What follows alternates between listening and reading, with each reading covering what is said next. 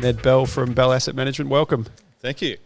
As a starting point, could you provide us with a bit of background on the philosophy of Bell and your investment universe? Yeah, sure. So we're quality to reasonable price investors, so which means we only invest in really high quality companies, but we don't overpay for them. The investable universe for our global small mid-cap strategy is basically, again, small mid-cap stocks in developed markets, and there's effectively about 150 names that we really focus on, predominantly North America and Europe. And what's the kind of average market cap, or is there a market cap limit? It's a good question. So the upper end of our market cap range is around 40 billion Aussie, so it's actually quite high from an Australian perspective, but globally that's effectively the cutoff of small mid cap. In terms of our portfolio, our small mid cap portfolio, the average market cap is about 17 billion US at the moment. But again, that's in the context of the MSCI World Index being about 350 billion. So it's very much at the bottom end of the market as a whole. And small and mid cap, or global small and mid caps, are quite probably underappreciated or underexposed in Australian portfolios. Why allocate to SMIDs and why now? Yeah, it's a really good question. It's and it's interesting because a lot of Australian investors, they do invest in Aussie small mid caps, but not so much global. And to me, it's a bit like going to a Michelin star restaurant and ordering off the kids menu. It just doesn't make any sense. But the reality is there are some brilliant companies in global small mid cap, and there's a lot of companies that you'd see and that we'd all know, in the large cap sphere now. So companies like Edwards Life Sciences, Netflix, these types of businesses, ASML, Nvidia, they were all small mid cap stocks 10 years ago. So there's a huge array of very high quality companies that investors should be looking at now. And why the timing is so interesting now is that we've obviously had a huge earnings drawdown last year, and we're in the very, very early stages of that recovery. And historically, there's a 3 to 5 year period where small mid caps outperform materially. So the timing's really good. So there's a bit of quality diversification and sector diversification compared to Australia. Would you suggest in that? Yeah, so I'd say that from a quality perspective, there's just a much deeper universe of quality companies than is in Australia. The problem with, or one of the risks with Aussie small mid-cap sort of quality names is there's just very few of them, so they're very expensive.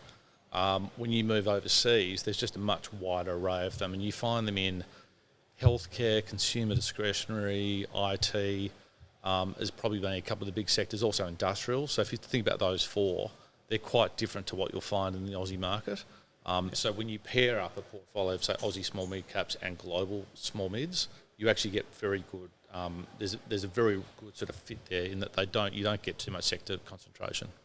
And what do you see as the most important themes in global small and mid caps for the next 5 years? So for the next 2 to 3 years, it's really the earnings recovery. So we're still at the bottom of we're just off the bottom of the earnings drawdown. So earnings in the asset class fell by 50% last year. And so effectively, like this year, the US economy is going to grow by a bit over 8%. So that's going to be a big underpinning of the asset class. And then I think from a style perspective, given we're moving into a rising interest rate environment, that quality approach we think will do really well. When interest rates go up, the really expensive stocks tend to come off a little bit. And by the flip side, you look at the value names and you tend to find stocks that have got a lot of leverage, they've been riding the low interest rate environment for a long time, they tend to start coming unstuck a little bit. So I think those quality names that have actually probably improved their market positioning through COVID. So a lot of the weaker competitors have been wiped out, or they're effectively zombies. So these companies, we're looking at these high quality companies in consumer discretionary in particular, that they're really they're in for a period of very strong earnings growth. And have you got a couple of examples for us? Yeah, I do. So Yeti is one, which is a fantastic US consumer name. It's $7.5 billion market cap, founded by two brothers in Texas in 2006. Good name. Exactly, and they set out to basically build the world's best esky. So big market for that, and they moved into drinkware and bags, and so it's a really unique consumer name. I make the comparison between like Lululemon, so very different. But I mean, 5 years ago, I think people thought Lululemon was a fad. It didn't have the longevity, but it grew and became this sort of behemoth, and they now generate about 28% of their sales outside the US. You think about Yeti, they generate 7% of their sales outside the US, so the penetration is tiny.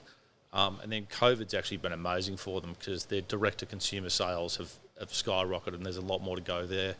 The one other name I'll just touch on briefly is Pool Corp in the US. No surprise what they do. They're the biggest pool company in the US.